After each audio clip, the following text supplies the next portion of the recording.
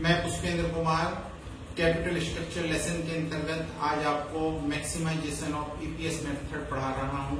इस मेथड के अंतर्गत फाइनेंस कंट्रोलर सरलता से उस ऑप्शन का बारे में जानकारी प्राप्त करते हैं जिससे वो बेनिफिशियल तरीके से फंड प्राप्त कर सकते हैं। जैसे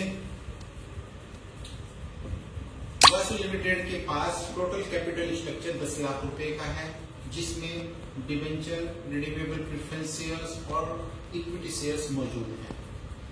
कंपनी की जो प्रेजेंट ईबीआईटी है वो 10% है। कंपनी को अपने एक्सटेंशन प्रोग्राम के लिए 2 लाख रुपए फंड की आवश्यकता है एक्स्ट्रा। कंपनी 50% टैक्स का पेमेंट कर रही है। कंपनी को 2 लाख रुपए प्राप्त करने के लिए उसके पास 3 अल्टरनेट है। कंपनी 5% डिवेंचर इश्यू कर सकती है 100 रुपए वाले, या 8% रिडीमेबल प्रेफरेंस शेयर इश्यू कर सकती है 100 रुपए वाले, या 10 रुपए वाले इक्विटी शेयर इश्यू करके फंड प्राप्त कर सकती है। अब कंपनी के सामने ये समस्या होती है कि वो इसमें से किस अल्टरनेट को चुने। इसके लिए वो maximization of EPS method use करते हुए प्रत्येक प्लान में ईपीएस कैलकुलेट करती है। जैसे कंपनी की EBIT under existing plan, total जो कैपिटल है कंपनी की 10 लाख रुपया है। 10 लाख पे ईबीआईटी रेट है 10%, यानी कि एग्जिस्टिंग प्लान में कंपनी 1 लाख रुपया अर्न कर रही है। EBIT under proposed plan 10 lakh रुपए तो कंपनी के पास पहले थे, 2 लाख रुपए उसने एक्स्ट्रा फंड लगा दिया। टोटल कंपनी का जो कैपिटल हो जाती है 12 लाख हो जाती है। 12 लाख का 10% कंपनी 1,20,000 रुपए अर्न करेगी। Calculation of EPS under different plan, existing plan,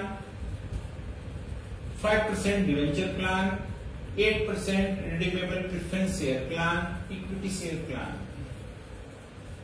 EBIT existing plan में ईबीआईटी 1 लाख रुपया और प्रपोज्ड प्लान में ईबीआईटी 1,20,000 रुपए लेस इंटरेस्ट। कंपनी के पास पहले से ही 4 लाख रुपए के डिवेंचर है जिन पे 5% इंटरेस्ट पे किया जाता है। 20,000 रुपए हर एक प्लान के अंतर्गत इंटरेस्ट घटेगा। कंपनी ने फर्स्ट प्लान के अंतर्गत 2 लाख रुपए के डिवेंचर इश्यू करके फंड रिसीव किया है, तो इस वजह से डिवेंचर प्लान के अंतर्गत उन 2 लाख रुपए पे एक्स्ट्रा 5% इंटरेस्ट लेस हो जाएगा।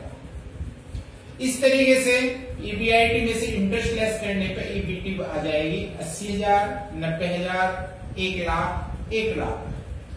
कंपनी 50% के रेट से टैक्स पेड कर रही है, इसलिए ईबीटी का 50% टैक्स लेस कर दिया जाएगा। कंपनी के पास ईएटी आ जाती है 40,000, 45,000, 50,000 और 50,000। इसके बाद dividend on preference shares. Company के पास ऑलरेडी पहले से ही 2 लाख रुपए के प्रेफरेंस शेयर है जिन पे 8% डिविडेंड पेड किया जाता है।